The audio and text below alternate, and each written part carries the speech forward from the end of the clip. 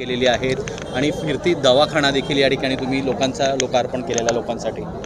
हे बघा, आज जवळपास आता हे 35वं गाव आहे। ते 3-4 दिवसामध्ये मी जवळपास 35 गावांचे दौरे केले आणि त्याच्यामध्ये विविध विकास कामांची गावं जी आहेत त्याच्यामध्ये त्यांची भूमिपूजन असतील, लोकार्पण असतील, ते करण्याचा प्रयत्न केला। पण आज आपल्या सगळ्यांना कल्पना आहे की उद्या बाळासाहेबांची 100वी जयंती आहे।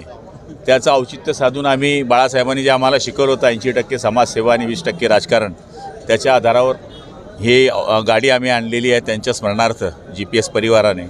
त्याच्यामध्ये कॅटरेक्टचे पेशंटला आम्ही तपासू, खेड्यामध्ये जाऊन ते कलेक्शन करून आम्ही त्यांना इथे आणू आणि पनवेलला नेऊन त्यांचं ऑपरेशन करू, असा आमचा मानस आहे।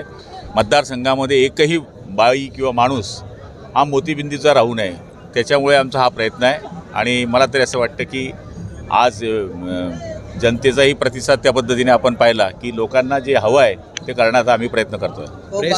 ब्रेस्ट कॅन्सर बाळासाहेबांची जयंती आहे, शिवसेना एकत्र नाही होण्यास काही दुःख वाटतंय का? हे बघा, बाळासाहेबांचे विचार आमचे एकत्रच आहे। त्यांचे विचार काय असले आम्हाला माहीत नाही, पण ते पण बाळासाहेबांच्या विचारावर चालत आहे, आम्ही पण बाळासाहेबांच्या विचारावर चालतो। पण काही गोष्टी कशा घडल्या ते राजकारणामध्ये मला जायचं नाही। पण आज मी जे उभा आहे, मी मंत्री जो म्हणून उभा आहे, तो फक्त बाळासाहेबांमुळे उभा आहे।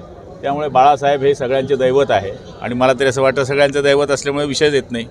रवींद्र चव्हाण यांच्या विरोधामध्ये या ठिकाणी मनसे आणि शिंदे गट एकत्र आलेला आहे कल्याण डोंबिवलीमध्ये, काय सांगता? कल्याण डोंबिवलीमध्ये काय झालं हे त्यांनाच माहीत आहे। त्यांनी कसे एकत्र आले, काय आले, हा त्यांचा विषय आहे। आणि काही लोक विकासाकरता सुद्धा स्थानिक आघाड्या करत असतात। एखाद्या वेळेस त्यांनी विकासाकरता हा प्रयत्न केलेला असावा। संजय राऊत म्हणतायत की सर्वोच्च न्यायालयात पक्षांतरा संदर्भाची तारीख चालली ती पुन्हा एकदा पुढे ढकलली गेलेली आहे आणि यालाच न्यायालयाने माती खाल्ली आहे, असं संजय राऊत म्हणतायत। हे बघा, न्यायालयावर आपण बोलणं योग्य नाही। आता ते सरन्यायाधीशचे न्यायाधीश असतील तर मला माहीत नाही।